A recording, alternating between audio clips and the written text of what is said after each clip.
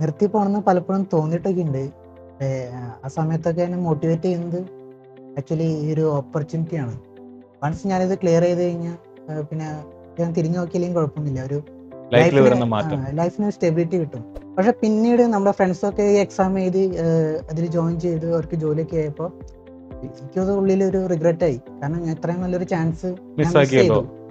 Even ഇപ്പൊ ഇത് കിട്ടിയില്ലെങ്കിലും വലിയ പ്രശ്നമൊന്നുമില്ല. കാരണം എനിക്ക് ആ റിഗ്രറ്റ് ഇല്ല. കാരണം എനിക്ക് ഈ ഒരു ടൈം ലിമിറ്റിൽ എനിക്ക് ചെയ്യാൻ പറ്റുന്ന മാക്സിമം ഒക്കെ ഞാൻ ചെയ്തിട്ടുണ്ട്. ഞാൻ നോക്കുന്നത് ഒരു പഠിക്കാൻ ഒരു റൂമും 3 നേരം ഫുഡും കിട്ടുന്നുണ്ടെങ്കിൽ അവർ നമ്മളെ സപ്പോർട്ട് ചെയ്യുന്നുണ്ടെന്നാണ് നമ്മൾ മനസ്സിലാക്കേണ്ടത്. ട്രിപ്പിന് പോക്കും കല്യാണത്തിന് പോക്കും ഞാൻ മാക്സിമം കുറച്ചിട്ടുണ്ട്. പക്ഷെ സിനിമകൾ കാണായിരുന്നു. ചില കാര്യങ്ങൾ ഈ നാട്ടിൻപുറത്തെ ഒരു രീതി അനുസരിച്ച് ഇപ്പൊ ഇങ്ങനെയുള്ള വാർത്തകളൊക്കെ കാട്ടുതീ പോലെ ആയിരിക്കും ഇപ്പൊ പടരുണ്ടാവുക. നമ്മള് ജീവിതത്തിൽ കാണാത്തവരും പരിചയപ്പെടാത്തവരൊക്കെ വന്ന് കൺഗ്രാജുലേഷൻ അതൊരു പുതിയ എക്സ്പീരിയൻസ് ആണ്. അപ്പോൾ എന്നെ സംബന്ധിച്ച് എന്റെ ഏറ്റവും ബെസ്റ്റ് ചാൻസ് എന്ന് പറയുന്നത് RRB JEE ക്ലിയർ ചെയ്യുക എന്നുള്ളതാണ്. അപ്പൊ അതിനപ്പുറത്തേക്ക് ഒരു ചാൻസ് ബാക്കി രണ്ടും വെച്ച് കമ്പയർ ചെയ്യുമ്പോൾ എനിക്ക് തോന്നിയില്ല. ഞാൻ എപ്പോഴും നോട്ട്സ് പ്രിപ്പയർ ചെയ്യുന്ന ഒരാളാണ്. ഞാൻ എന്ത് പഠിക്കുകയാണെങ്കിലും GK പഠിക്കുകയാണെങ്കിലും വേറെ ഗൈഡുകളൊന്നും അങ്ങനെ ഇല്ല വേറെ ഒരാളുടെ നോട്ട് എനിക്ക് വർക്ക്ഔട്ട് ആവില്ല. ഇത് ചിലപ്പോ ഒരു ഹിസ്റ്ററി നമ്മൾ മൈൻഡ് ഹിസ്റ്ററി പോയിട്ട് അടുത്ത ക്വസ്റ്റ്യൻ നോക്കുമ്പോൾ മാത്സ് ആയിരിക്കും വരുന്നത്. നമ്മൾ ആ രീതിയിൽ പ്രാക്ടീസ് ചെയ്തില്ല, നമ്മൾ കട്ടായി പോകും, നിൽക്കും. സ്ട്രാറ്റജി സ്റ്റാർട്ട് ചെയ്യുന്നത് എക്സാം അപ്ലൈ ചെയ്യുന്ന സമയം തൊട്ടാണ്. ആ സമയം തൊട്ട് ഞാൻ ഡിപ്പെൻഡ് ചെയ്ത് സ്കോറിന്റെ വീഡിയോസ് തന്നെയാണ്. സ്റ്റാർട്ട് തൊട്ട് എൻഡ് വരെയുള്ള പ്രോസസ്സിലും സ്കോർ അക്കാദമി ഇൻവോൾവ് ആയിട്ടുണ്ട്. നമുക്ക് വേറൊരു റിസോഴ്സിനെ തേടി പോകേണ്ട ഒരു ആവശ്യം ഈ ഒരു ജേണിയിൽ ഉണ്ടായിട്ടില്ല. എന്റെ കേസിൽ എന്ന് പറഞ്ഞാൽ എനിക്ക് വേറെ ഓപ്ഷൻ ഇല്ല, പഠിച്ചേ പറ്റുള്ളൂ. എനിക്കൊന്നും നഷ്ടപ്പെടാനില്ലല്ലോ. ഞാൻ ഈ സമയത്ത് ഇത് പഠിച്ചു ഞാൻ ക്ലിയർ ആയില്ല, എനിക്കതുകൊണ്ട് പ്രത്യേകിച്ച് മാറ്റമൊന്നും വരാൻ പോണില്ല. എന്തായാലും പഠിച്ചേ പറ്റുള്ളൂ. രണ്ടും കൽപ്പിച്ചിരുന്ന് പഠിച്ചു. അപ്പൊ ആദ്യ വഴിയിൽ വീണ് പോയത് വിഷമിക്കേണ്ട കാര്യമൊന്നുമില്ല. അത് എല്ലാ കൊല്ലം വിളിക്കുന്ന ഒരു പരീക്ഷയാണ്. അപ്പൊ നിങ്ങള് ആക്ച്വലി ഒരു സ്റ്റെപ്പ് അഹെഡ് ആണ്. അപ്പൊ അടുത്തൊരു ഓപ്പർച്യൂണിറ്റി വരുമ്പോൾ അത് മാക്സിമം യൂസ് ചെയ്യുക, റിഗ്രറ്റ് ഇല്ലാത്ത രീതിയിൽ പഠിക്കുക. എനിക്ക് തോന്നുന്നു എന്റെ ടോട്ടലി ഒരു ജാതകം തന്നെ മാറിയ പോലെ ഒരു ഫീൽ ആയിരുന്നു. തലവരൊക്കെ മാറാന്ന് പറയില്ല, അതുപോലെ ഒരു ഫീൽ ആയിരുന്നു. ഒരു ജോലി കിട്ടും ഉള്ളൊരു ഇത് വന്നപ്പോ. ഹലോ ഫ്രണ്ട്സ്, എല്ലാവർക്കും സ്കോർ അക്കാഡമിയിലേക്ക് സ്വാഗതം. ഇത്തവണത്തെ RRB ജൂനിയർ എഞ്ചിനീയർ 2024 റിസൾട്ട് വന്നിരിക്കുകയാണ്. നമുക്ക് വളരെയധികം സന്തോഷമുള്ള വാർത്തകളാണ് വന്നുകൊണ്ടിരിക്കുന്നത്. ഇത്തവണ സ്കോറിന്റെ ഏറ്റവും ആദ്യത്തെ സ്കോർ റെയിൽവേ മലയാളത്തിന്റെയും സ്കോർ അക്കാഡമിയുടെയും ഭാഗമായിട്ട് പുറത്തിറങ്ങിയിട്ടുള്ള ഏറ്റവും ആദ്യത്തെ ബാച്ചിന്റെ റിസൾട്ടാണ് വന്നിരിക്കുന്നത്. സ്കോർ അക്കാഡമിക്ക് ഇത്തവണ മിന്നും വിജയമാണ് കരസ്ഥമാക്കിയിട്ടുള്ളത്. 2024 ജൂനിയർ എഞ്ചിനീയർ എക്സാമിന്റെ റിസൾട്ട് വന്ന സമയത്ത് ഉന്നത വിജയം കരസ്ഥമാക്കിയ ഒരു വ്യക്തിയെയാണ് ഞാൻ സക്സസ് സ്റ്റോറിയിൽ നിങ്ങൾ പരിചയപ്പെടുത്താനായിട്ട് പോകുന്നത്, ശ്രീ ജ്യോതിഷ്. ഈ പ്രിപ്പറേഷൻ ജേണിയിൽ അദ്ദേഹം ഫോളോ ചെയ്തിട്ടുള്ള സ്ട്രാറ്റജി എന്തായിരുന്നു, അദ്ദേഹത്തിന്റെ സ്റ്റഡി പ്ലാൻ എന്തായിരുന്നു, അദ്ദേഹത്തിന് നേരിടേണ്ടി വന്നിട്ടുള്ള വെല്ലുവിളികൾ എന്തായിരുന്നു, അദ്ദേഹം എങ്ങനെയാണ് സെൽഫ് മോട്ടിവേറ്റഡ് ആയിട്ട് ഈ 1 ഇയർ നീണ്ടു നിൽക്കുന്ന ഈ പ്രിപ്പറേഷൻ ജേണിയിൽ മോട്ടിവേറ്റഡ് ആയിട്ട് നിന്നത് തുടങ്ങിയ കാര്യങ്ങളെല്ലാം തന്നെ നമുക്ക് അദ്ദേഹത്തിന്റെ അടുത്ത് തന്നെ ചോദിച്ച് മനസ്സിലാക്കാം.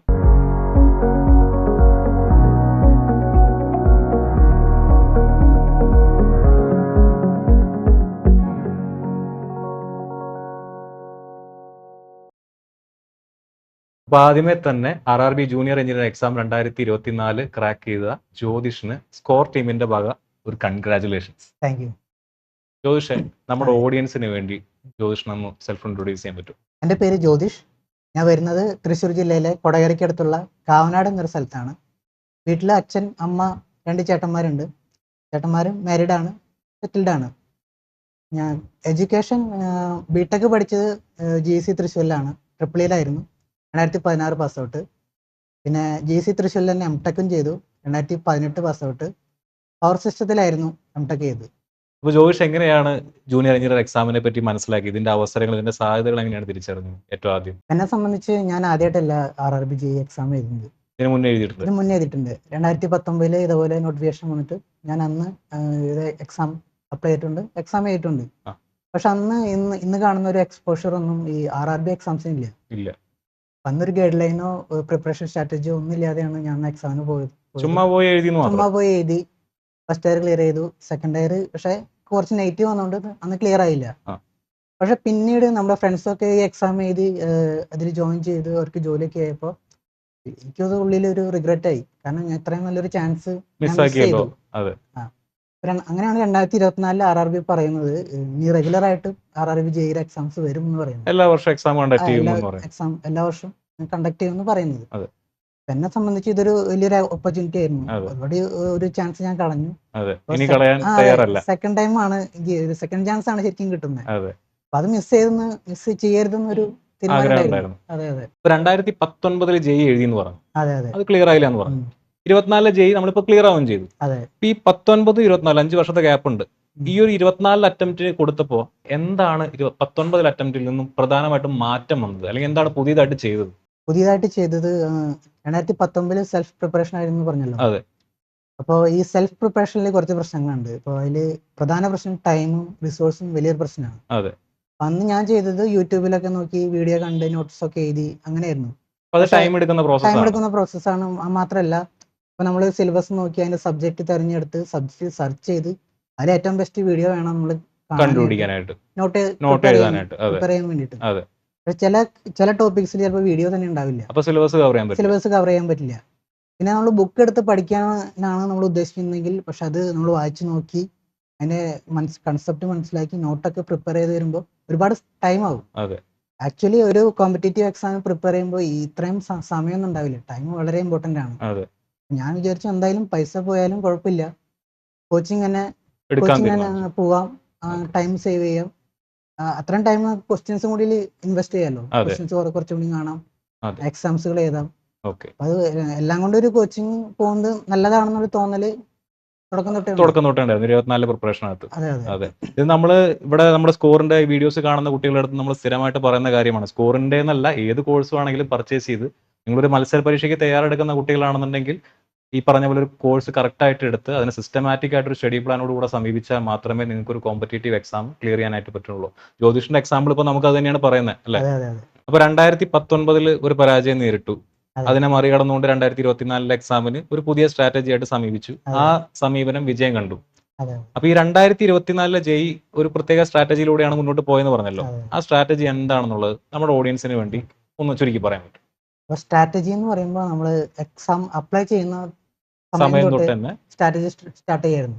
കാരണം നമ്മൾ ഓരോ സോണിലും ഡിഫറെന്റ് ആയിട്ടുള്ള കോമ്പറ്റീഷൻ ആയിരിക്കും, ഡിഫറെന്റ് ആയിട്ടുള്ള വേക്കൻസി ആയിരിക്കും. അപ്പൊ നമുക്ക് ഏത് വേക്കൻസി ആണ് വേണ്ടത്, അല്ലെങ്കിൽ ഏത് സോണിലാണ് വർക്ക് ചെയ്യാൻ താല്പര്യമുള്ളത്. ഇപ്പൊ പലർക്കും നോർത്തിലൊന്നും പോയി വർക്ക് ചെയ്യാൻ താല്പര്യം ഉണ്ടാവില്ല. അപ്പോൾ സൗത്തിലെ സോണുകൾ തന്നെ നോക്കുകയും വേണം.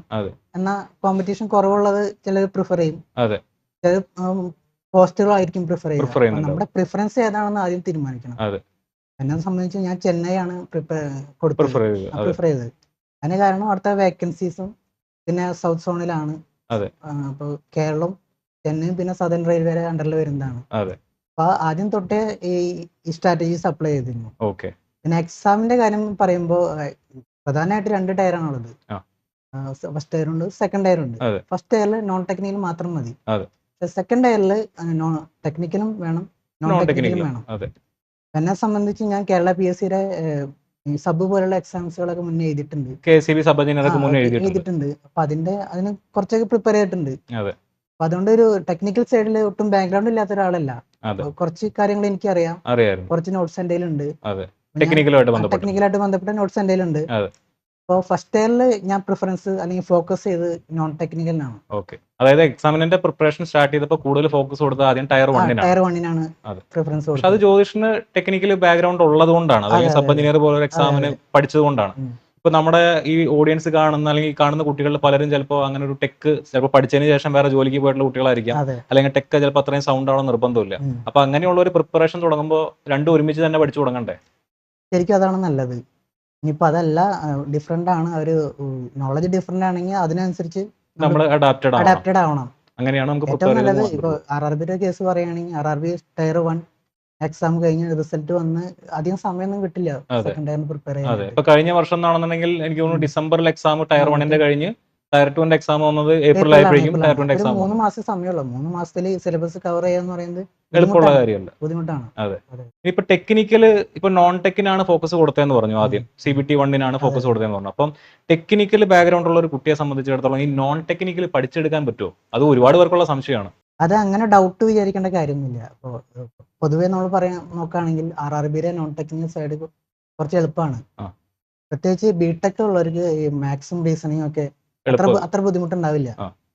പിന്നെ അതിൽ പിന്നെ വരുന്നത് ജനറൽ സയൻസും ജനറൽ നോളജാണ്. അതെ. ജനറൽ സയൻസിൽ സിലബസ് തന്നെ പറയുന്നുണ്ട് അപ് ടു 10th വരെ പഠിച്ചാൽ മതി എന്നാണ്. 10ാം തരം വരെയുള്ള 10th വരെ പഠിച്ചാൽ മതി. അതെ. അതിൽ തന്നെ കെമിസ്ട്രിയും ഫിസിക്സും അങ്ങനെ ബുദ്ധിമുട്ടാവാൻ സാധ്യതയില്ല. പിന്നെ ബാക്കിയുള്ള സബ്ജക്റ്റായ ബയോളജിയും GK പാട്ടായിരിക്കും കുറച്ചും കൂടി ബുദ്ധിമുട്ട് വരും. ഈ ടെക്നിക്കൽ പഠിക്കുന്ന കുട്ടികൾ അല്ലെങ്കിൽ ടെക്നിക്കലിന്റെ എക്സാംസ് പൊതുവെ RRBക്ക് എഴുതുന്ന കുട്ടികൾ GK പഠിക്കേണ്ട കാര്യമില്ല, GK അങ്ങനെ സ്കിപ്പ് ചെയ്യാം എന്ന് വിചാരിക്കുന്ന കുറച്ച് പേരുണ്ട്. GKക്ക് 15 മാർക്കല്ലേ ഉള്ളൂ, വെയിറ്റേജ് കുറവാണ്, അപ്പോൾ സ്കിപ്പ് ചെയ്താൽ കൊള്ളാം എന്ന് വിചാരിക്കുന്ന കുട്ടികളുണ്ട്. അപ്പോൾ ഈ 15 മാർക്കുള്ള GK സ്കിപ്പ് ചെയ്യണത് ഒരു നല്ല സ്ട്രാറ്റജി ആണോ ആക്ച്വലി? ഒരിക്കലല്ല. GK സ്കിപ്പ് ചെയ്യുന്ന ഒരു സ്ട്രാറ്റജി ആയിട്ട് കൺസിഡർ ചെയ്യരുത്. അപ്പോൾ പക്ഷെ പഠിക്കുമ്പോൾ നമ്മൾ എന്താ ചെയ്യണമെന്ന് വെച്ച് കഴിഞ്ഞാൽ ഫസ്റ്റ് ഇയറിൽ 15 മാർക്കിന്റെ GK ഉണ്ട്, സെക്കൻഡ് ഇയറിലും 15 മാർക്കിന്റെ GK ഉണ്ട്. പക്ഷെ സെക്കൻഡ് ഇയർ വരുമ്പോൾ നമുക്ക് എല്ലാം ഇമ്പോർട്ടന്റ് ആണ്, ഓരോ മാർക്കും ഇമ്പോർട്ടന്റ് ആണ്. അപ്പൊ അവിടെ GK നമ്മൾ സ്കിപ്പ് ചെയ്ത് കഴിഞ്ഞാൽ നമ്മൾ ചിലപ്പോൾ റാങ്ക് ലിസ്റ്റിൽ തന്നെ പുറത്തു പോകാൻ സാധ്യതയുണ്ട്. പിന്നെ അത് മാത്രമല്ല, ചില സമയങ്ങളിലൊക്കെ പലപ്പോഴും 1-2 മാർക്കിന് നമുക്ക് ഇഷ്ടപ്പെട്ട ഒരു പോസ്റ്റ് പോവാം. അപ്പൊ അത് ഒരിക്കലും അക്സെപ്റ്റബിൾ അല്ല. അതായത് GK നിങ്ങൾ സ്കിപ്പ് ചെയ്ത് കഴിഞ്ഞാൽ ചിലപ്പോൾ 1-2 മാർക്ക് നമ്മളവിടെ നഷ്ടപ്പെടും, നമുക്ക് ഇഷ്ടപ്പെട്ട പോസ്റ്റ് ചിലപ്പോൾ കയ്യിൽ നിന്ന് പോവുകയും ചെയ്യും. അപ്പൊ GK പഠിക്കണത് ഈ 15 മാർക്കിനല്ല, 30 മാർക്കിനാണ്. 30 മാർക്കിനാണ്. പഠിക്കാതിരിക്കാനും പറ്റില്ല. അത് മാത്രമല്ല, പക്ഷെ എക്സാം ഡിമാൻഡ് ചെയ്യുന്ന രീതിയിൽ നമ്മൾ പഠിച്ചാൽ മതി, വാരി വലിച്ച് പഠിക്കാൻ പോകണ്ട. GK എന്ന് പറഞ്ഞാൽ ഒരുപാട് സബ്ജക്റ്റ് ഉണ്ട്. ഈ ഹിസ്റ്ററി ഉണ്ട്, ജോഗ്രഫി ഉണ്ട്, പൊളിറ്റി ഉണ്ട്, അങ്ങനെയുള്ള ഒരുപാട് കാര്യങ്ങൾ ഉള്ളതാണ്. അപ്പൊ അത് മൊത്തത്തിൽ അതിനുള്ളിൽ പെട്ടുപോയി കഴിഞ്ഞാൽ വഴിതിരിഞ്ഞു പോകാനുള്ള സാധ്യതയും ഒരുപാട് കൂടുതലാണ്. ഈ GK എങ്ങനെയാണ് സമീപിച്ചത്? കുറെ പേർക്കുള്ള സംശയമായിരിക്കും, എങ്ങനെയാണ് GK ഒരു ബിടെക് അല്ലെങ്കിൽ ഡിപ്ലോമ ബാക്ക്ഗ്രൗണ്ടിലുള്ള ഒരു കുട്ടി എങ്ങനെയാണ് GK പോലുള്ള ഒരു സബ്ജക്ട് കൈകാര്യം ചെയ്യേണ്ടത്, പ്രത്യേകിച്ച് ഇങ്ങനെ ഒരു എക്സാമിന്? എന്നെ സംബന്ധിച്ച് ഞാൻ GK ക്ലാസ് വീഡിയോസും എക്സാംസും മാത്രമേ അറ്റംപ്റ്റ് ചെയ്തിട്ടുള്ളൂ. അത് വേറെ സോഴ്സുകളുടെ പുറകെയൊന്നും പോയിട്ടില്ല. മിനിമൽ സോഴ്സുകളാണ്. ഇങ്ങനെയുള്ള എക്സാമിൽ ലിമിറ്റ് ചെയ്യേണ്ടതും ഒരു ഇമ്പോർട്ടന്റ് ഉള്ള കാര്യമാണ്. 15 മാർക്കുള്ളപ്പോൾ 15 മാർക്കിനുള്ളത് പഠിച്ചാൽ മതി. അത് ഡിമാൻഡ് ചെയ്യുന്ന ഡെപ്തിലും പഠിച്ചാൽ മതി. ഈ GK എന്ന് പറയുമ്പോൾ അതിനകത്ത് സ്റ്റാറ്റിക് പാർട്ടും വരും, കറണ്ട് അഫയർ പാർട്ടും വരും. സ്റ്റാറ്റിക് എന്ന് പറയുമ്പോൾ പൊതുവെ വരുന്നത് പൊളിറ്റി, ഹിസ്റ്ററി, ജോഗ്രഫി, എക്കണോമിക്സ് പോലെ ടെക്നിക്കൽ പഠിക്കുന്ന കുട്ടികൾക്ക് വളരെ ഡ്രൈ ആയിട്ടുള്ള സബ്ജക്ട്സ് ആണ്. കുറേ ഫാക്റ്റുകൾ മകപ്പ് ചെയ്യേണ്ടി വരും, അങ്ങനെ കുറേ സംഭവങ്ങൾ പഠിച്ചെടുക്കേണ്ടി വരും.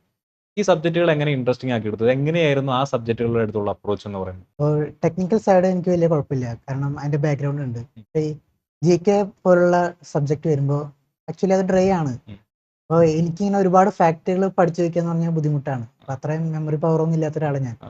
പക്ഷെ ഒരു കഥ പോലെ കേൾക്കുകയാണെങ്കിൽ നമുക്ക് കുറെ കാര്യങ്ങൾ ഓർത്തെടുക്കാൻ പറ്റും. ഫോർ എക്സാമ്പിൾ സാറിന്റെ തന്നെ ഹിസ്റ്ററി ക്ലാസ്സുകളൊക്കെ കണ്ടിട്ടുണ്ട്. അപ്പൊ അതില് ഇപ്പൊ എക്സാമ്പിൾ പറയുകയാണെങ്കിൽ ആൻഷ്യൻ ഹിസ്റ്ററി എന്ന് പറയുന്നത് അത്രയും കഥ ആരും പറയില്ല, പൊതുവെ ആരും പറയില്ല. അപ്പൊ അതൊക്കെ ഒരു പുതിയൊരു എക്സ്പീരിയൻസ് ആയിരുന്നു, ഒരുപാട് ഹെൽപ്പ് ചെയ്തിട്ടുണ്ട്. അതുപോലെ തന്നെ ഈ എക്കണോമിക്സ് ആയാലും ജോഗ്രഫി ആയാലും അതൊരു സെമി സയന്റിഫിക് സബ്ജക്റ്റ് ആയിട്ടാണ് നമുക്ക് കൺസിഡർ ചെയ്യേണ്ടത്. അപ്പൊ അതിന്റെ ഒരു കൺസെപ്റ്റ് കിട്ടുമ്പോൾ കാര്യങ്ങൾ കുറച്ചും കൂടി എളുപ്പത്തിൽ പഠിച്ചെടുക്കാൻ പറ്റും. അതായത് ഒരു ടെക്നിക്കൽ ബാക്ക്ഗ്രൗണ്ട് ഉള്ള ഒരു കുട്ടിക്കും ഈ രീതിയിൽ ഒരു പ്രോപ്പർ ആയിട്ടുള്ള ഒരു രീതിയിൽ ഒരു ക്ലാസ്സുകൾ കിട്ടുകയാണെന്നുണ്ടെങ്കിൽ ഈ സബ്ജക്റ്റുകൾ ഈസി ആയിട്ട് പഠിച്ചെടുക്കാൻ പറ്റും. അതെ. ഈ GK എന്ന് പറയുമ്പോൾ അതിനകത്ത് കറണ്ട് അഫയറും വരുമല്ലോ. കറണ്ട് അഫയർ എങ്ങനെയാണ്? കുറെ കുട്ടികൾ നമ്മുടെ അടുത്ത് ചോദിക്കാറുണ്ട്, ഈ 1 വർഷത്തെ കറണ്ട് അഫയർ, 2 വർഷത്തെ കറണ്ട് അഫയർ ഒക്കെ പഠിച്ചിരുന്നു. ജ്യോതിഷിന്റെ സമീപനം എങ്ങനെയായിരുന്നു കറണ്ട് അഫയർ? എന്റെ സമീപനം എന്ന് പറഞ്ഞാൽ ഞാൻ അങ്ങനെ കറണ്ട് അഫയറിന് ഒരുപാട് സമയം ഇൻവെസ്റ്റ് ചെയ്ത ഒരാളല്ല. ഞാൻ റെഗുലർ ആയിട്ട് ന്യൂസ് ഒക്കെ വായിക്കായിരുന്നു, പത്രം വായിക്കുന്ന ആളാണ്.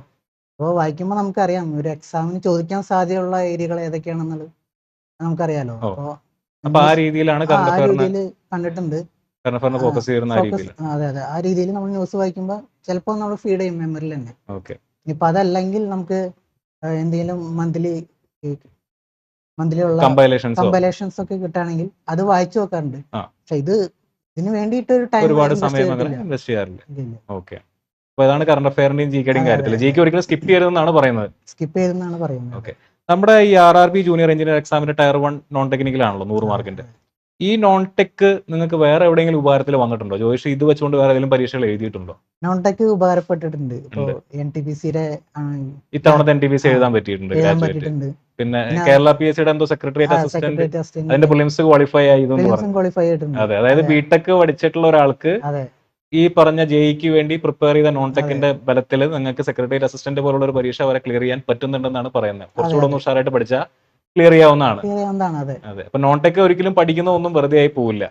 പഠിക്കുന്ന നോൺ ടെക് മാത്രമല്ല, പഠിക്കുന്ന ഒന്നും വെറുതെ ആയി പോകുന്നില്ല, യൂസ് ആവുമെന്നാണ് പറയുന്നത്. ജോഷ്, ഈ 1 ഇയർ പ്രിപ്പറേഷൻ ജേണിയിൽ സ്കോർ എത്രത്തോളം ജോഷിനെ ഹെൽപ്പ് ചെയ്തിട്ടുണ്ട്? എൻ്റെ ഒരു പ്രിപ്പറേഷനിൽ ഞാൻ മേജർ സോഴ്സ് ഓഫ് റിസോഴ്സ് ആയി കണ്ടത് സ്കോർ അക്കാദമി തന്നെയാണ്. അപ്പൊ ഞാൻ പറഞ്ഞല്ലോ, ആദ്യം തന്നെ പറഞ്ഞല്ലോ, അപ്പോൾ സ്ട്രാറ്റജി സ്റ്റാർട്ട് ചെയ്യുന്നത് എക്സാം അപ്ലൈ ചെയ്യുന്ന സമയം തൊട്ടാണ്. ആ. അപ്പൊ ആ സമയം തൊട്ട് ഞാൻ ഡിപ്പെൻഡ് ചെയ്ത് സ്കോറിന്റെ വീഡിയോസ് തന്നെയാണ്. അപ്പോൾ ടെക്നിക്കൽ സൈഡ് നമുക്ക് ഓൾറെഡി അറിയാം, അത് അത്യാവശ്യം പേരുള്ളതും നമ്മൾ അത്യാവശ്യം റിസൾട്ട് ഉള്ളൊരു ഭാഗമാണ്. നോൺ ടെക്നിക്കൽ ആയിരിക്കും ആൾക്കാർക്ക് ഡൗട്ട് ഉണ്ടാവുക. അത് ടെക്നിക്കലിന്റെ അത്രയും തന്നെ മികച്ച തന്നെയാണ് നോൺ ടെക്നിക്കലായിട്ട് എനിക്ക് തോന്നിയത്. പിന്നെ ഇപ്പോൾ നോക്കുകയാണെങ്കിൽ ഇപ്പോൾ എൻ്റെ പ്രോസസ്സ് സ്റ്റാർട്ട് തൊട്ട് എൻഡ് വരെയുള്ള പ്രോസസ്സിലും സ്കോർ അക്കാദമി ഇൻവോൾവ് ആയിട്ടുണ്ട്. നമുക്ക് വേറൊരു റിസോഴ്സിനെ തേടി പോകേണ്ട ഒരു ആവശ്യം ഈ ഒരു ജേണിയിൽ ഉണ്ടായിട്ടില്ല. കംപ്ലീറ്റ്ലി ഡിപ്പെൻഡ് ചെയ്യാൻ പറ്റുന്ന കാര്യങ്ങൾ തന്നെയായിരുന്നു നടന്നിരുന്നത്. അതെ അതെ, താങ്ക്ഫുൾ ആണ് പറഞ്ഞ. ഇപ്പൊ ജോഷേ, നമ്മുടെ ഈ ജൂനിയർ എഞ്ചിനീയർ എക്സാം എന്ന് പറഞ്ഞു കഴിഞ്ഞാൽ അതിന് ടയർ 1 ടയർ 2 ഉണ്ട്. ടയർ 1 നോൺ ടെക്നിക്കൽ ആണ്, ടയർ 2 നോൺ ടെക്കും ഉണ്ട്, ടെക്കും ഉണ്ട്. ഇതിന്റെ സിലബസ് എന്ന് പറയുന്നത് വളരെ വാസ്റ്റ് ആണ്. ഇത്രയും സിലബസ് ഈ ക്ലാസ് കണ്ട് പഠിക്കുമ്പോൾ ഇത് പഠിക്കുന്ന കാര്യങ്ങൾ ഓർത്തെടുക്കാനായിട്ട് എന്ത് ചെയ്യുമായിരുന്നു? നോട്ട് എഴുതി വെക്കുമായിരുന്നു. നമ്മുടെ അടുത്ത് കുട്ടികൾ പലരും ചോദിക്കാറുണ്ട്, ഗൈഡുകളായിരിക്കുമോ അതോ നോട്ടുകൾ, സ്വന്തമായിട്ട് എഴുതുന്ന നോട്ടുകളായിരിക്കും നല്ലതെന്ന്. ജ്യോതിഷിന്റെ ഒരു സ്ട്രാറ്റജി എന്തായിരുന്നു? ജ്യോതിഷ് എന്താണ് ഫോളോ ചെയ്തത്? എന്റെ സ്ട്രാറ്റജി എന്ന് പറഞ്ഞാൽ ഞാൻ എപ്പോഴും നോട്ട്സ് പ്രിപ്പയർ ചെയ്യുന്ന ഒരാളാണ്. ഞാൻ എന്ത് പഠിക്കുകയാണെങ്കിലും GK പഠിക്കുകയാണെങ്കിലും വേറെ ഗൈഡുകളൊന്നും അങ്ങനെ ഇല്ല. വേറെ ഒരാളുടെ നോട്ട് എനിക്ക് വർക്ക്ഔട്ട് ആവില്ല. അപ്പൊ എന്റെ സ്വന്തം കൈപ്പടയിൽ എഴുതിയ കാര്യങ്ങൾ, ചില കാര്യങ്ങൾ നമ്മൾ തന്നെ ആയിരിക്കും നമ്മുടെ ഷോർട്ട് നോട്ട് ഉണ്ടാക്കുക. അതാണ് ശരിക്കും നമ്മുടെ മെമ്മറിയിൽ പതിയുന്ന ആ സാധനമായിരിക്കും. ചിലപ്പോ ഒരു വരയായിരിക്കും, ചിലപ്പോ ഒരു കോറലായിരിക്കും, പക്ഷെ അത് മെമ്മറിയിൽ കറക്റ്റ് ആയിട്ട് ഫീഡ് ചെയ്യും. എക്സാമിന്റെ സമയത്ത് ആ ഫിഗർ ആയിരിക്കും നമ്മുടെ മനസ്സിൽ വരുന്നുണ്ട്, അത് ഒരിക്കലും മറക്കില്ല. അപ്പൊ ഞാൻ നോട്ട്സ് എന്തായാലും പ്രിപ്പയർ ചെയ്യാറുണ്ട്. പിന്നെ അത് മാത്രമല്ല, ഞാൻ റിവൈസ് ചെയ്യുമ്പോൾ ഈ നോട്ട്സ് ആണ് നോക്കുക. പിന്നെയും നമുക്ക് വീഡിയോ കണ്ട് ഇരിക്കാൻ സമയമില്ല. അപ്പൊ നോട്ട്സ് റിവൈസ് ചെയ്യും. അതിനെ തന്നെ ഒരു പേപ്പറിൽ അതിലറിയാത്ത കാര്യങ്ങൾ പേപ്പറിൽ എഴുതിയിട്ട് ലാസ്റ്റ് മിനിറ്റ് ഒക്കെ നോക്കുമ്പോൾ ഈ പേപ്പർ ആയിരിക്കും നോക്കാം. അതെ. ആ ഒരു രീതിയിൽ ചെറിയ നോട്ടുകളാക്കിയിട്ട് കൊണ്ടുപോവാണ് ചെയ്യുന്നത്. ആക്ച്വലി എക്സാം സെന്ററിലേക്ക് പോകുമ്പോൾ ചിലപ്പോൾ എൻ്റെ ഈ 2-3 പേപ്പർ മാത്രമേ ഉണ്ടാവുള്ളൂ. അത് യൂസ്ഫുൾ ആയിരുന്നതാണ്. പിന്നെ ഒരുപാട് കുട്ടികൾ നമ്മുടെ അടുത്ത് ചോദിക്കുന്ന ഒരു കാര്യമാണ്, ഞാൻ അല്ലാതെ ചോദിക്കുകയാണ്. ഇപ്പം എക്സാം ടയർ 1 എന്ന് പറയുമ്പോൾ 100 ചോദ്യമുണ്ട്, 90 മിനിറ്റ് ഉള്ളൂ എന്ന് പറഞ്ഞ ഒരു ചോദ്യത്തിന് 1 മിനിറ്റ് തികച്ചു കിട്ടില്ല. ടയർ 2 എന്ന് പറയുമ്പോൾ 150 ചോദ്യം, ടെക്കും നോൺ ടെക്കും കൂടെ 2 മണിക്കൂറിന്റെ പരീക്ഷ, അതായത് 120 മിനിറ്റ്. അതിനും നമുക്ക് എന്തില്ല, ഒരു ചോദ്യത്തിന് 1 മിനിറ്റ് തികച്ചു കിട്ടില്ല. നമ്മൾ ടെക്നിക്കൽ ബാക്ക്ഗ്രൗണ്ട് ഉള്ള ആളാണ്, നമുക്ക് മാത്സ് അറിയാം, റീസണിങ് അറിയാം എന്നൊക്കെ പറഞ്ഞാലും ഈ ടൈം മാനേജ്മെന്റ് എങ്ങനെയാണ് എത്തിയത്? നമ്മൾ എത്ര പഠിച്ചാലും ടൈം മാനേജ്മെന്റ് വലിയൊരു ഫാക്ടറാണ്. അത് നമ്മൾ പഠിച്ചുകൊണ്ട് നമുക്ക് ആ ടൈം മാനേജ്മെന്റ് കൺട്രോൾ ചെയ്യാൻ പറ്റില്ല. അതിനെപ്പോഴും എക്സാംസ് നമ്മൾ അറ്റംപ്റ്റ് ചെയ്യണം. അപ്പോൾ ഞാൻ ചെയ്തിരുന്നത് എന്താ വെച്ചാൽ, ഞാൻ എപ്പോഴും ഫുൾ മോക്കുകളാണ് അറ്റംപ്റ്റ് ചെയ്യുക, ഫുൾ ടെസ്റ്റുകൾ എടുക്കുക. അപ്പോൾ കറക്റ്റ് ടൈം സെറ്റ് ചെയ്ത് ആ സമയത്തിനുള്ളിൽ തീർക്കാനാണ് ശ്രമിക്കാറ്. ആദ്യം നമ്മൾ ചെയ്യുമ്പോൾ അത് കറക്റ്റ് ആവണമെന്നില്ല. ചിലപ്പോൾ ഒരു 10 ക്വസ്റ്റ്യനോ 5 ക്വസ്റ്റ്യനോ ചിലപ്പോൾ ലാസ്റ്റ് കാണാൻ പറ്റിയെന്ന് വരില്ല. അത് പ്രാക്ടീസ് ചെയ്യുമ്പോൾ നമുക്കത് കറക്റ്റ് ആയിട്ട് നമ്മുടെ ടൈം സോണിൽ തന്നെ വന്നുകൊണ്ടിരിക്കും, എഴുതി തീർക്കാൻ പറ്റും. അതെ. എന്റെ ഒരു കൺസെപ്റ്റ് അനുസരിച്ച് 1 മിനിറ്റിൽ കൂടുതൽ ഒരു ക്വസ്റ്റ്യൻ കാര്യമില്ല. 1 മിനിറ്റിൽ കൂടുതൽ നമുക്ക് കൊടുത്തിട്ട് കിട്ടിയില്ലെങ്കിൽ അത് വിടുക, സ്കിപ്പ് ചെയ്യുക, അടുത്ത ക്വസ്റ്റ്യൻ അറ്റംപ്റ്റ് ചെയ്യുക. ഒരേ മാർക്കാണ്. അതെ, ലാസ്റ്റ് സമയം ഉണ്ടെങ്കിൽ തിരിച്ചു വന്നിട്ട് ഈ ക്വസ്റ്റ്യൻ ചെയ്യുക. അതാണ് ഏറ്റവും നല്ല സ്ട്രാറ്റജി. ജ്യോതിഷ് എക്സാം എഴുതിയ സമയത്ത് എങ്ങനെയായിരുന്നു? CBT 1-നും CBT 2-നും എല്ലാ ക്വസ്റ്റ്യൻസ് അറ്റൻഡ് ചെയ്യാനും അതല്ലെങ്കിൽ എല്ലാ ക്വസ്റ്റ്യനും നോക്കിയെത്താനൊക്കെ പറ്റിയായിരുന്നു? എങ്ങനെയായിരുന്നു എക്സ്പീരിയൻസ്? ഫസ്റ്റ് ഇയർ കുറച്ച് ടൈം ടൈറ്റ് ആയിരുന്നു, പക്ഷെ ഞാൻ എല്ലാ ക്വസ്റ്റ്യനും കണ്ടിട്ടുണ്ട്. എല്ലാ ക്വസ്റ്റ്യനും ഈ പറഞ്ഞ പോലെ അറ്റംപ്റ്റ് ചെയ്യാനുള്ള ഒരു സാഹചര്യം പറ്റുന്ന ക്വസ്റ്റ്യൻസ് ഒക്കെ അറ്റംപ്റ്റ് ചെയ്തിട്ടുണ്ട്. അതിൽ ഏതാണ് ടൈം കൺസ്യൂമിംഗ് ആയിട്ട് തോന്നിയത്? മാത്സോ റീസണിങ്ങോ അങ്ങനെ എന്തെങ്കിലും സ്പെസിഫിക് ആയിട്ട് എന്തെങ്കിലും സബ്ജക്ട് പറയാനായിട്ടുണ്ടാവും? പൊതുവെ മാത്സ് ആയിരിക്കും ടൈം കൺസ്യൂമിംഗ് കുട്ടികൾക്ക്. ജോഷിന്റെ കേസിലും അങ്ങനെ തന്നെയായിരുന്നു? എന്റെ കേസിൽ അത് തന്നെയായിരുന്നു, ടൈം മാത്സ് ആണ്. ഇപ്പൊ ചില മാത്സ് ഒക്കെ എളുപ്പത്തിൽ ചെയ്യാൻ പറ്റും, ചിലത് ചിലപ്പോൾ ടൈം കൺസ്യൂമിംഗ് ആയിരിക്കും. അതിലെന്തായാലും ടൈം ഇൻവെസ്റ്റ് ചെയ്യേണ്ടി വരും. നമ്മൾ സ്മാർട്ട് ആണെങ്കിൽ നമുക്കതും. അതെ, കാരണം CBT 1-ന്റെ എക്സാം കഴിഞ്ഞപ്പോൾ നമ്മുടെ അടുത്ത് കുറെ കുട്ടികൾ പറഞ്ഞിട്ടുണ്ടായിരുന്നു, ഈ ജെയുടെ CBT 1 കഴിഞ്ഞപ്പോൾ, അതായത് ലാസ്റ്റത്തെ ഒരു 10-15 ക്വസ്റ്റ്യൻസ് പലർക്കും കാണാൻ പോലും പറ്റിയിട്ടില്ല. ക്വസ്റ്റ്യൻസ് ഷഫിൾഡ് ആയിരുന്നു തോന്നുന്നു അല്ലേ എക്സാമിന്? അപ്പൊ അതായത് നമുക്ക് ചിലപ്പോൾ ആദ്യത്തെ ക്വസ്റ്റ്യൻ മാത്സ് ആണെങ്കിൽ ചിലപ്പോൾ പിന്നെ GK ആയിരിക്കും വരിക, ചിലപ്പോൾ പിന്നെ റീസണിംഗ് ആയിരിക്കും വരിക. RRB ഒരു പ്രത്യേകതയും കൂടിയാണ്, SSC ഒന്നും ഇങ്ങനത്തെ പ്രശ്നം ഷഫിൾഡ് അല്ല. ഇത് ചിലപ്പോ ഒരു ഹിസ്റ്ററി, നമ്മൾ മൈൻഡ് ഹിസ്റ്ററി പോയിട്ട് അടുത്ത ക്വസ്റ്റ്യൻ നോക്കുമ്പോൾ ചിലപ്പോൾ മാത്സ് ആയിരിക്കും വരുന്നത്. അപ്പൊ നമ്മൾ ആ രീതിയിൽ പ്രാക്ടീസ് ചെയ്തില്ല, നമ്മൾ കട്ടായി പോകും. അതുകൊണ്ട് കാര്യമില്ല. അപ്പൊ ടെസ്റ്റുകൾ മാക്സിമം പ്രാക്ടീസ് ചെയ്തിരുന്നു. അതെ, അത് എക്സാമിന് ഉപകാരമാവുകയും ചെയ്തിരുന്നു. ഉറപ്പായിട്ടും എക്സാമിന് ശരിക്കും പറഞ്ഞാൽ നോട്ട്സും ഈ ടെസ്റ്റുകളാണ് ഏറ്റവും കൂടുതൽ ഹെൽപ്പ് ചെയ്തത്. അപ്പോൾ ജ്യോതിഷ് പറഞ്ഞത് വെച്ചിട്ട് ജ്യോതിഷിന്റെ പ്രിപ്പറേഷൻ സ്റ്റാർട്ട് ചെയ്യുന്നത് അല്ലെങ്കിൽ സ്ട്രാറ്റജി സ്റ്റാർട്ട് ചെയ്യുന്നത് എക്സാം അപ്ലൈ ചെയ്യുന്ന സമയം തൊട്ടാണ്. അതെ. എക്സാം അപ്ലൈ ചെയ്യുന്നു, നമ്മൾ സോൺ സെലക്ട് ചെയ്യുന്നു, പോസ്റ്റ് സെലക്ട് ചെയ്യുന്നു, അതിനുശേഷം സിലബസ് കവർ ചെയ്യുന്നു, അതിനകത്ത് നമ്മൾ നോട്ട് ഉണ്ടാക്കണം, ടെസ്റ്റുകൾ പ്രോപ്പറായിട്ട് ചെയ്യണം.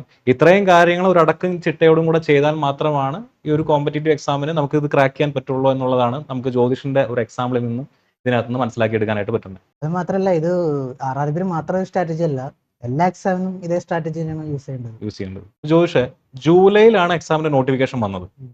ഡിസംബറിലായിരുന്നു ടയർ 1 എക്സാം. അപ്പൊ ആദ്യം ഒരു 120 ദിവസമാണ് നമുക്ക് ഈ പറഞ്ഞ ടയർ 1 എക്സാമിന് കിട്ടിയത്. ഈ ടയർ 1 എക്സാം നേരത്തെ പറഞ്ഞ പോലെ ക്ലാസ്സുകളൊക്കെ കണ്ട് നോൺ ടെക് ഫോക്കസ് ചെയ്ത് പഠിച്ചു എന്നാണ് ആദ്യം പറഞ്ഞത്. നോൺ ടെക് ഫോക്കസ് ചെയ്ത് പഠിച്ച് ടയർ 1 എക്സാം എഴുതി, എക്സാം കഴിഞ്ഞു. 4ാമത്തെ ദിവസം നമ്മുടെ റെസ്പോൺസ് ഷീറ്റ് കയ്യിൽ കിട്ടും, നമ്മളെ മാർക്ക് അറിയാൻ പറ്റും. ഈ മാർക്ക് അറിഞ്ഞപ്പോൾ CBT 2-ന് പ്രിപ്പയർ ചെയ്യണം എന്ന് തോന്നിയിരുന്നോ? അതോ എങ്ങനെയായിരുന്നു? മാർക്ക് അറിഞ്ഞപ്പോൾ തന്നെ കടക്കുമെന്ന് ഉറപ്പുണ്ടായിരുന്നോ? കടക്കുന്ന കംപ്ലീറ്റ് ആയിട്ട് നമുക്കൊരു ഉറപ്പൊന്നും ഉണ്ടായിരുന്നില്ല. പക്ഷെ ഞാൻ ഒരു കംപ്ലീറ്റ്ലി ഹോപ്പ്ലെസ് ആയിട്ടുള്ള സിറ്റുവേഷൻ അല്ലായിരുന്നു. ഇടയിലായിരുന്നു. അതെ, ചെറിയൊരു പ്രതീക്ഷ ഉണ്ടായിരുന്നു. നമ്മൾ റെസ്പോൺസ് ഷീറ്റ് ഒക്കെ നോക്കിയിട്ട് അവിടെ മാർക്ക് കാൽക്കുലേറ്റ് ചെയ്ത്, പിന്നെ പലരുടെയും യൂട്യൂബ് വീഡിയോ ഒക്കെ നമ്മൾ കാണുമല്ലോ, അവര് പറയുന്ന ഒരു എക്സ്പെക്ടഡ് കട്ട് ഓഫ് നോക്കി നോക്കുമ്പോൾ എനിക്കൊരു സാധ്യത ഞാൻ അതിൽ കണ്ടിരുന്നു, കടക്കാൻ സാധ്യതയുണ്ടെന്ന് ഉള്ളൊരു ഇതുണ്ടായിരുന്നു. കാരണം ഭൂരിപക്ഷം കുട്ടികളുടെയും ഒരു പാളിച്ച വരുന്നത് ഇവിടെയാണ്. കാരണം ടയർ 2-ന് ഇത് കടക്കോ ഇല്ലയോ എന്ന് അറിഞ്ഞിട്ട് പഠിക്കാമെന്നൊരു ധാരണ വരും. പക്ഷെ റിസൾട്ട് വന്ന എത്ര സമയം കിട്ടും മാക്സിമം ടയർ 2 പഠിക്കാൻ? ആ സമയം കൊണ്ട് പഠിച്ചെടുക്കാൻ പറ്റുമോ? ഇല്ലല്ലോ, ഒരിക്കലും ഇല്ല. ഇപ്പൊ ടെക്നിക്കൽ പോലെ ഒരു സബ്ജക്ട് നമ്മൾ ഒരു RRB ടയർ 1-ന്റെ റിസൾട്ട് വന്നിട്ട് പഠിക്കാന്ന് നടക്കുന്ന കേസല്ല. എന്റെ കേസിൽ എന്ന് പറഞ്ഞാൽ എനിക്ക് വേറെ ഓപ്ഷൻ ഇല്ല, പഠിച്ചേ പറ്റുള്ളൂ. എനിക്കൊന്നും നഷ്ടപ്പെടാനില്ലല്ലോ. ഞാൻ ഈ സമയത്ത് ഇത് പഠിച്ചു, ഞാൻ ക്ലിയർ ആയില്ല, എനിക്കതുകൊണ്ട് പ്രത്യേകിച്ച് മാറ്റമൊന്നും വരാൻ പോണില്ല. എന്തായാലും പഠിച്ചേ പറ്റുള്ളൂ. രണ്ടും കൽപ്പിച്ചിരുന്ന് പഠിച്ചു. ഓക്കെ. ഇനി ഇങ്ങനെ പഠിച്ചിട്ട് ടയർ 2 എക്സാം ഏപ്രിലാണ് കണ്ടക്ട് ചെയ്തത്. ആദ്യം ഏപ്രിൽ 22-ന്. ഒരുപാട് പ്രതീക്ഷയായിട്ട് പോയതാണ്. പരീക്ഷ എഴുതി കഴിഞ്ഞപ്പോൾ ഇത് തീർന്നു എന്ന് വിചാരിച്ചു. എന്നിട്ട് എന്താ പറ്റിയേ? ആക്ച്വലി ഞാൻ അത് തീർന്നു, അടുത്ത എക്സാമിന് പ്രിപ്പറേഷൻ സ്റ്റാർട്ട് ചെയ്ത് തുടങ്ങിയായിരുന്നു. അടുത്ത വേറെ എക്സാം ഒക്കെ പ്രിപ്പയർ ചെയ്തിരുന്ന ആ സമയത്ത് NTPC-യുടെ ഗ്രാജുവേറ്റ് ലെവൽ ഉണ്ടായിരുന്നു. പിന്നെ സെക്രട്ടേറിയറ്റ് അസിസ്റ്റന്റ് നേരത്തെ പറഞ്ഞ പരീക്ഷ അതിന്റെ ഡേറ്റ് വന്നിട്ടുണ്ടായിരുന്നു. ആ സമയത്താണ് എന്ത് പറ്റിയത്? ആ ഗ്യാപ്പിലാണ് ഈ എക്സാം ക്യാൻസൽ ആയതും, പിന്നെ ഡേറ്റ് പോലും പറഞ്ഞിട്ടുണ്ടായിരുന്നില്ല. എന്ത് ചെയ്ത? എന്നിട്ട് അപ്പോൾ എന്നെ സംബന്ധിച്ച് എന്റെ ഏറ്റവും ബെസ്റ്റ് ചാൻസ് എന്ന് പറയുന്നത് RRB JEE ക്ലിയർ ചെയ്യുക എന്നുള്ളതാണ്. അതിനപ്പുറത്തേക്ക് ഒരു ചാൻസ് ബാക്കി രണ്ടും വെച്ച് കമ്പയർ ചെയ്യുമ്പോൾ എനിക്ക് തോന്നിയില്ല. കാരണം NTPC ഗ്രാജുവേറ്റ് ലെവല് ഒന്നേന്ന് എഴുതി തുടങ്ങണം, അതെ, പഠിച്ചു തുടങ്ങണം. സെക്രട്ടേറിയറ്റ് അസിസ്റ്റന്റ് ഒന്നേന്ന് പഠിച്ചു തുടങ്ങണം. പക്ഷെ ഇതാണെന്നുണ്ടെങ്കിൽ ടയർ 2 ഒരു വട്ടം എഴുതിയതാണ്, ആ എക്സ്പീരിയൻസ് ഉണ്ട്. പിന്നെ നമ്മൾ ഒരു തവണ കംപ്ലീറ്റ് ചെയ്തിട്ടുണ്ട്, സിലബസ് കംപ്ലീറ്റ് ചെയ്തിട്ടുണ്ട്. റിവൈസ് ചെയ്ത് എടുത്താൽ മതി. കുറച്ചുകൂടെ നന്നായിട്ട് പഠിക്കാൻ പറ്റി. ഉറപ്പായിട്ടും നമുക്ക് ഒരു 1.5 മാസം കിട്ടല്ലേ, അത് യൂസ് ചെയ്യണം എന്നാണ് ഞാൻ പറയുള്ളൂ.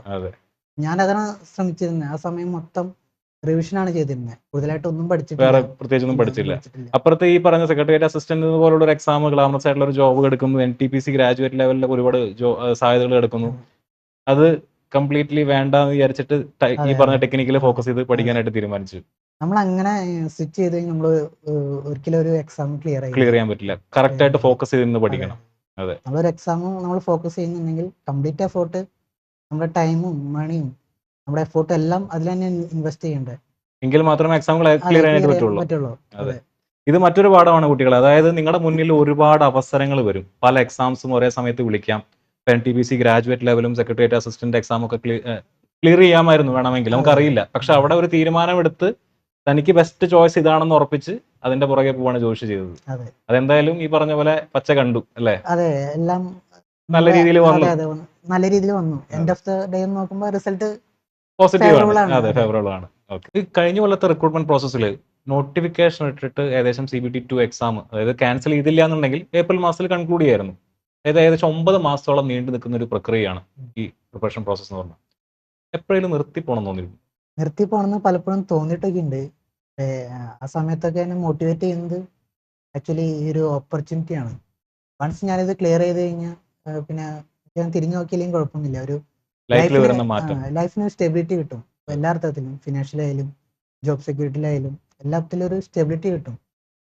അപ്പം ഞാൻ അത് മാത്രമേ കണ്ടിരുന്നത്. അപ്പോൾ നെഗറ്റീവ് തോട്ട്സ് വരിക എന്നുള്ളത് സ്വാഭാവികമാണ്. അപ്പോൾ നമ്മൾ ഈ ഒരു പ്രോസസ്സിൽ അതും കൂടി നമ്മൾ കവർ ചെയ്യേണ്ടത് ഒരു ചലഞ്ചാണ്. എങ്ങനെയാണ് അത് കവർ ചെയ്തിരുന്നത്? എങ്ങനെയാണ് മെന്റൽ ഹെൽത്ത് മെയിൻറ്റെയിൻ ചെയ്തിരുന്നത്? ഇപ്പൊ പലരും പറയുന്ന ട്രോമ അങ്ങനെയുള്ള സംഭവങ്ങളൊക്കെ എല്ലാവരും ഫേസ് ചെയ്യുന്ന കാര്യമാണ്. അതൊക്കെ ഈ ഒരു ജേണിയുടെ ഭാഗം ഭാഗം തന്നെയാണ്. തന്നെയാണ്. അതൊക്കെ കവർ ചെയ്യുമ്പോൾ നമ്മൾ ഒരു എക്സാം ക്ലിയർ ചെയ്യുമ്പോൾ എക്സാം ക്ലിയർ ചെയ്യൽ മാത്രമല്ല, നമ്മൾ മെന്റലി കുറേ കൂടി സ്ട്രോങ് ആവുകയാണ് ചെയ്യുന്നത്. അതെ. അപ്പൊ അതിന് ചിലപ്പോൾ ഹെൽപ്പ് ചെയ്യുന്ന പല ഫാക്ടേഴ്സ് ഉണ്ടാവും. ഇപ്പൊ ചിലരൊക്കെ ഫ്രണ്ട്സിനെ വിളിക്കും, അവരായിട്ടുള്ള ഒരു കോണ്ടാക്ട് വരുമ്പോൾ നമ്മൾ കുറെ കൂടി പോസിറ്റീവ് ആവും. അതല്ലെങ്കിൽ മോട്ടിവേഷൻ വീഡിയോസ് കാണും. അതിന്റെ നമ്മൾ ചെയ്യുന്ന പോലെ തന്നെ പാസ് ഔട്ട് ആയവരുടെ ആ എക്സാം കിട്ടിയവരുടെ ഇന്റർവ്യൂ പലപ്പോഴും ഒരു മോട്ടിവേഷൻ ആണ്. അതെ. അപ്പൊ ജോഷിന്റെ ഈ ഇന്റർവ്യൂ കണ്ടിട്ട് കുറച്ച് പേരെങ്കിലും മോട്ടിവേറ്റഡ് ആവട്ടെ. അത് മാത്രമല്ല, അതെ അത് മാത്രല്ല, ഒരു സെൻട്രൽ ഗവൺമെന്റ് ജോലിയാണല്ലോ. അത് നമ്മൾ ഒരിക്കലും കുറച്ച് കണ്ട കാര്യമൊന്നുമില്ല. അതെ. ഈ പ്രിപ്പറേഷന്റെ ഇടയിൽ ഈ പറഞ്ഞ പോലെ ഇടയ്ക്ക് ഡിമോട്ടിവേറ്റഡ് ആവുമെന്ന് പറയല്ലോ. ഈ പറഞ്ഞ പോലെ നമ്മൾ ക്ലാസ് കെട്ടിയത് പണ്ട് പിള്ളേർ സിനിമയ്ക്ക് പോയ പോലെ ഇതിന്റെ ഇടയിൽ നിന്ന് സിനിമയ്ക്ക് പോക്ക്, ട്രിപ്പിന് പോക്ക്, കല്യാണങ്ങൾക്ക് പോക്ക്, അങ്ങനത്തെ പരിപാടിയൊക്കെ ഉണ്ടായിരുന്നോ? ട്രിപ്പിന് പോക്കും കല്യാണത്തിന് പോക്കും ഞാൻ മാക്സിമം കുറച്ചിട്ടുണ്ട്. പക്ഷെ സിനിമകൾ കാണായിരുന്നു. അതെ. ചില ദിവസങ്ങളിൽ നമുക്ക് ഒട്ടും പഠിക്കാൻ പറ്റില്ല, കംപ്ലീറ്റ് ഡൗൺ ആയിരിക്കും. ഒരു സിനിമ ഒക്കെ കാണാൻ മൈൻഡ് കുറച്ചും ഫ്രഷ് ആവാം. ഒരു കാര്യത്തിൽ തന്നെ ഒരുപാട് നേരം നമ്മൾ ഇൻവെസ്റ്റ് ചെയ്ത് കഴിഞ്ഞാൽ നമ്മൾ മൈൻഡ് ഭയങ്കരമായിട്ട് ഡിസ്റ്റർബ്ഡ് ആവും. അപ്പൊ ഒരു ബ്രേക്ക് എടുക്കുക, തിരിച്ചു വരാ, വീണ്ടും ശക്തിയായിട്ട് അല്ലെങ്കിൽ കംപ്ലീറ്റ് ഊർജ്ജത്തോടു കൂടി. ഈ ചില ആൾക്കാർ ബ്രേക്ക് എടുത്തിട്ട് ബ്രേക്കിന്റെ വഴിയേ അങ്ങനെ പോകുന്നുണ്ടായിരുന്നു. അങ്ങനെയുള്ള സംഭവങ്ങൾ ഉണ്ടായിട്ടുണ്ടോ? എന്നെ സംബന്ധിച്ച് അങ്ങനെ ഒരു പ്രശ്നമില്ല. കാരണം ഞാൻ ബ്രേക്ക് എടുത്ത് കുറച്ച് കഴിയുമ്പോൾ തന്നെ എനിക്കൊരു ഗിൽറ്റ് അടിക്കും. ഞാൻ ഒരുപാട് സമയം ബ്രേക്ക് എടുത്തോ, ഇത് പഠിക്കുന്ന സമയമല്ലേ, എനിക്ക് എത്ര പോർഷൻസ് കവർ ചെയ്യാൻ പറ്റും എന്നൊക്കെ ചിന്തിച്ചിരുന്നു. പിന്നെ സിനിമ കാണാൻ പോവാറുണ്ടെങ്കിലും മാക്സിമം ഒരു സിനിമയ്ക്ക് കാണുള്ളൂ. അതിനും കൂടുതൽ സിനിമ കണ്ടു കഴിഞ്ഞാൽ പിന്നെ ആ ദിവസത്തെ ബ്രേക്ക് അവിടെ തീർന്നു. പിന്നെ വീണ്ടും ബാക്ക് ടു പ്രിപ്പറേഷൻ തന്നെയാണ്. ഈ സോഷ്യൽ മീഡിയയിൽ എങ്ങനെയായിരുന്നു? ആക്റ്റീവ് ആയിരുന്നോ? സോഷ്യൽ മീഡിയയിൽ എല്ലാ സോഷ്യൽ മീഡിയയിലും ഞാൻ ആക്റ്റീവ് അല്ലായിരുന്നു. വാട്സാപ്പ് യൂസ് ചെയ്യായിരുന്നു. നോട്ട്സ് ഒക്കെ വേണമെങ്കിൽ ടെലഗ്രാമിലും പോയായിരുന്നു. അതല്ലാതെ ബാക്കി ഫേസ്ബുക്ക്, ഇൻസ്റ്റാഗ്രാം, യൂട്യൂബ് ഒക്കെ മാക്സിമം അവോയ്ഡ് ചെയ്യാനാണ്. സ്ട്രോങ് ആയിട്ട് പ്രിപ്പയർ ചെയ്യുന്ന ഒരു കുട്ടി ഇതൊക്കെ അവോയ്ഡ് ചെയ്യേണ്ട ആവശ്യമുണ്ടോ? എങ്ങനെയാണ് ജോഷിന്റെ ഒരു പെർസ്പെക്റ്റീവ്? ഹാൻഡിൽ ചെയ്യാൻ പറ്റുന്നവർക്ക് അതൊരു വിഷയമല്ല, കുഴപ്പമില്ല. പക്ഷെ നമ്മൾ ഒരുപാട് സമയം അതിൽ ഇൻവെസ്റ്റ് ചെയ്യുന്നുണ്ടെങ്കിൽ, നമ്മുടെ സമയം ഒരുപാട് അതിൽ പോകുന്നുണ്ടെങ്കിൽ അത് ഒഴിവാക്കുന്നതാണ് ഏറ്റവും നല്ലത്. ഓക്കെ. ഇതാണ് ഈ പ്രൊഫഷനിൽ ഉടനീളം ജോഷി സ്വീകരിച്ചിട്ടുള്ള ഒരു തന്ത്രം. ഞാൻ അതന്നെ ഫോളോ ചെയ്തത്. ഈ ഡൗൺ ആയിട്ടിരിക്കുന്ന സമയങ്ങളിൽ ഫ്രണ്ട്സിനെ വിളിച്ചിരുന്നു പറഞ്ഞിരുന്നു. വീട്ടുകാരുടെ സമീപനം എങ്ങനെയായിരുന്നു? വീട്ടുകാർ എത്രത്തോളം സപ്പോർട്ടീവ് ആയിരുന്നു ഇങ്ങനെ പ്രിപ്പയർ ചെയ്തിരിക്കുന്ന ഒരു പ്രിപ്പറേഷനിൽ മുന്നോട്ട് പോകുന്ന സമയത്ത്? പല കുട്ടികളും ഈ സെയിം സിനാരിയോടെ പോകുന്നുണ്ടായിരിക്കും. വീട്ടുകാരുടെ പ്രഷർ, സോഷ്യൽ പ്രഷർ അല്ലേ? അതെങ്ങനെയായിരുന്നു ജോഷിന്റെ കാര്യത്തിൽ? വീട്ടുകാര് ആക്ച്വലി അവരങ്ങനെ അധികം തന്നെ പ്രഷർ ചെയ്തിട്ടില്ല. ചിലപ്പോൾ നേരിട്ട് എൻ്റെ അടുത്ത് പറയാത്തായിരിക്കാം. ഞാൻ നോക്കുന്നത് ഒരു പഠിക്കാൻ റൂമും 3 നേരം ഫുഡും കിട്ടുന്നുണ്ടെങ്കിൽ അവർ നമ്മളെ സപ്പോർട്ട് ചെയ്യുന്നുണ്ടെന്നാണ് നമ്മൾ മനസ്സിലാക്കേണ്ടത്. പിന്നെ നമ്മൾ അവരെ ഭാഗത്തു നിന്ന് ചിന്തിക്കണല്ലോ, മകൻ ഇങ്ങനെ ഒരു എക്സാമിന് പ്രിപ്പയർ ചെയ്യാണ്, ജോലിക്കൊന്നും പോകുന്നില്ല, വരുമാനമില്ല, ഇതാണെങ്കിൽ ഇത് എവിടെ എത്തുന്ന ഒരു പിടിയില്ല, ഇങ്ങനെ പോയിക്കൊണ്ടിരിക്കുകയാണ്, അവരിൽ അറ്റം മുട്ടൊന്നും അറിയില്ല. അവരെ കൺസേണും നമ്മൾ മനസ്സിലാക്കണം, അവരെയും കൺവിൻസ് ചെയ്യേണ്ടത് ഇതിന്റെ ഒരു ഭാഗമാണെന്നാണ് എനിക്ക് തോന്നിയിട്ടുള്ളത്. അപ്പൊ വീട്ടുകാർ സപ്പോർട്ടീവ് ആയിരുന്നു എന്നാണ് ജോഷിന്റെ പെർസ്പെക്റ്റീവ്. അതെ, ഞാൻ അവരോട് താങ്ക്ഫുള്ളും ആണ്. സമയം തന്നല്ലോ. ഞാനൊരു 30ാമത്തെ വയസ്സിലാണ് ഇപ്പൊ ഇത് ക്ലിയർ ആവുന്നത്. ഈ സമയം നമ്മൾ പഠിക്കാൻ അനുവദിച്ചു, അല്ലെങ്കിൽ അതിനുള്ള സ്പേസ് നമ്മൾ പറയുന്നത് വലിയൊരു കാര്യം തന്നെയാണ്. ജോഷ് ഏകദേശം 1 വർഷത്തോളം ഉണ്ടായിരുന്നു പ്രിപ്പറേഷൻ, 1 വർഷമായി. ഈ മൊത്തത്തിലുള്ള ഈ ജേർണിനെ ഇപ്പൊ തിരിഞ്ഞു നോക്കുമ്പോൾ എന്താ തോന്നുന്നു? ഒബ്വിയസ്ലി സന്തോഷമാണ്. അപ്പോൾ അത് നമ്മൾ ഇപ്പൊ തിരിഞ്ഞു നോക്കുമ്പോൾ നമ്മൾ പിന്നിട്ട വഴികള്, നമ്മൾ കടന്നുപോയ സിറ്റുവേഷൻസ്, മെന്റൽ ട്രോമകള്, ഫിനാൻഷ്യൽ സ്ട്രഗിൾസ്, അതൊക്കെ തരണം ചെയ്യാൻ പറ്റിയതൊരു വലിയ കാര്യമായിട്ടാണ് ഞാൻ കാണുന്നത്. ഈവൻ ഇപ്പൊ ഇത് കിട്ടിയില്ലെങ്കിലും വലിയ പ്രശ്നമൊന്നുമില്ല. കാരണം എനിക്ക് റിഗ്രറ്റ് ഇല്ല. കാരണം എനിക്ക് ഈ ഒരു ടൈം ലിമിറ്റിൽ എനിക്ക് ചെയ്യാൻ പറ്റുന്ന മാക്സിമം ഒക്കെ ഞാൻ ചെയ്തിട്ടുണ്ട്. ഇതിൽ കൂടുതൽ എന്താണ് ചെയ്യാൻ പറ്റുന്നതെന്ന് വെച്ചാൽ അതെ തെറ്റാണ്. ഇത് തന്നെയാണോ ഇനി പ്രിപ്പയർ ചെയ്യുന്ന കുട്ടികളുടെ അടുത്തും? അതുപോലെ തന്നെ ഇപ്പോൾ ജ്യോതിഷ എഴുതിയ എക്സാമിൽ പകുതി വഴിയിൽ കുറച്ച് പേര് വീണ് പോയിട്ടുണ്ടല്ലോ. CBT 1 ക്ലിയർ ചെയ്യാത്തവരുണ്ടായിരിക്കും, CBT 2 ക്ലിയർ ചെയ്യാത്തവരുണ്ടായിരിക്കും. അവരുടെ അടുത്തും അടുത്ത വർഷം പ്രിപ്പയർ ചെയ്യാൻ പോകുന്ന കുട്ടികളുടെ അടുത്തും ഇത് തന്നെയാണോ പറയാനുള്ളത്? ഉറപ്പായിട്ടും. ഇപ്പോൾ പാതി വഴിയിൽ വീണ് പോയത് വിഷമിക്കേണ്ട കാര്യമൊന്നുമില്ല. അത് എല്ലാ കൊല്ലം വിളിക്കുന്ന ഒരു പരീക്ഷയാണ്. അപ്പൊ നിങ്ങൾ ആക്ച്വലി ഒരു സ്റ്റെപ്പ് അഹെഡ് ആണ്. അപ്പൊ അടുത്തൊരു ഓപ്പർച്യൂണിറ്റി വരുമ്പോൾ അത് മാക്സിമം യൂസ് ചെയ്യുക, റിഗ്രറ്റ് ഇല്ലാത്ത രീതിയിൽ പഠിക്കുക. റിസൾട്ട് എന്തായാലും വരും. സമയം എടുത്താലും റിസൾട്ട് വരും. അല്ല, പഠിക്കുന്ന ഒന്നും വെറുതെ അല്ല. അതാണ് എന്റെ അനുഭവം എന്നെ പഠിപ്പിച്ചത്. ഈ സെപ്റ്റംബർ 30-നാണ് RRB ജെയുടെ ചെന്നൈയുടെ ലിസ്റ്റ് വന്നത്. ഈ ലിസ്റ്റിനകത്ത് പേര് വന്നു, JEE ആണെന്ന് ഏകദേശം തീരുമാനമായി.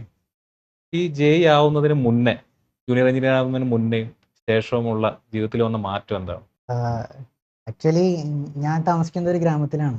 അപ്പൊ അവിടെ അധികം ഇങ്ങനെ ഒരു ഗവൺമെന്റ് ഉദ്യോഗസ്ഥർ കുറവാണ്. ആ. ഉണ്ട്, ഇല്ലെന്നല്ല. അതിൽ തന്നെ സെൻട്രൽ ഗവൺമെന്റിലുള്ളവരൊക്കെ വളരെ കുറവാണ്. അപ്പോൾ ചില കാര്യങ്ങൾ ഈ നാട്ടിൻപുറത്തെ ഒരു രീതി അനുസരിച്ച് ഇപ്പോൾ ഇങ്ങനെയുള്ള വാർത്തകളൊക്കെ കാട്ടുതീ പോലെ ആയിരിക്കും ഇപ്പോൾ ആ. അവിടെ ഉണ്ടാവുക. ആ. നമ്മൾ ജീവിതത്തിൽ കാണാത്തവരും പരിചയപ്പെടാത്തവരൊക്കെ വന്ന് കൺഗ്രാജുലേഷൻ ഒക്കെ അതൊരു പറയുമ്പോൾ പുതിയ എക്സ്പീരിയൻസ് ആയിരുന്നു. അതൊരു പുതിയ എക്സ്പീരിയൻസ് ആണ്. ഉം. എനിക്ക് തോന്നുന്നു എന്റെ ടോട്ടലി ഒരു ജാതകം തന്നെ മാറിയ പോലെ ഒരു ഫീൽ ആയിരുന്നു. അതെ. തലവരൊക്കെ മാറാന്ന് പറയില്ല, അതെ. അതുപോലെ ഒരു ഫീലായിരുന്നു. ഒരു ജോലി കിട്ടും ഉള്ളൊരു ഇത് വന്നപ്പോ ഇത് വന്നപ്പോ ഒരു പുതിയ എക്സ്പീരിയൻസ് ആണ്. വീട്ടിലൊക്കെ ആളുകൾ എന്താണ് പറഞ്ഞിരുന്നത്? അച്ഛനും പറഞ്ഞ പോലെ അമ്മയും? വീട്ടിലും അറ്റ്മോസ്ഫിയർ ഇപ്പൊ അവർക്കും ഒരുപാട് സ്ട്രഗിൾസ് ഉണ്ടാവല്ലോ. അതെ. മകൻ ഇങ്ങനെ ഇരിക്കുമ്പോ അതെ. അവരും പലരോടും അക്കൗണ്ടബിൾ ആണ്. അതെ. അപ്പൊ അതിലൊക്കെ ഒരു മാറ്റം വരുമ്പോ സ്വാഭാവികമായിട്ടും വീട്ടിലെയും സാഹചര്യങ്ങൾ മാറും. പിന്നെ ബന്ധുക്കളാണെങ്കിലും അപ്പൊ എന്റെ വീട്ടില് എന്റെ കുടുംബക്കാരിൽ ഇങ്ങനെ ഗവൺമെന്റ് ജോലി ഉള്ളവരൊക്കെ കുറവാണ്. വിരലുണ്ടാവുന്നവരേ ഉള്ളൂ. അതെ. അതിൽ തന്നെ ഏറ്റവും അത് നല്ല ജോലി അതെ, കിട്ടി. അതിൽ തന്നെ ഏറ്റവും നല്ലൊരു ജോലിയിലാണ് ഞാൻ കയറുന്നത്. അതെ. അപ്പൊ അപ്പൊ എന്തായാലും വീട്ടുകാരും അതെ, ഭയങ്കരമായിട്ട് അവരും ഭയങ്കര സന്തോഷത്തിലായിരിക്കും. സന്തോഷത്തിലാണെന്നാണ് ഞാൻ വിചാരിക്കുന്നത്. എന്നോട് അങ്ങനെ എക്സ്പ്രസ് ചെയ്യാറില്ല, അതെ. ബാക്കിയുള്ളവരുടെ ആയിരിക്കും അതെ. ചെയ്യണ്ടാവുക. പക്ഷെ എന്നാലും അതെ, സന്തോഷം ഉണ്ടാവും. അതെ, സന്തോഷം ഉണ്ടാവും. അതെ.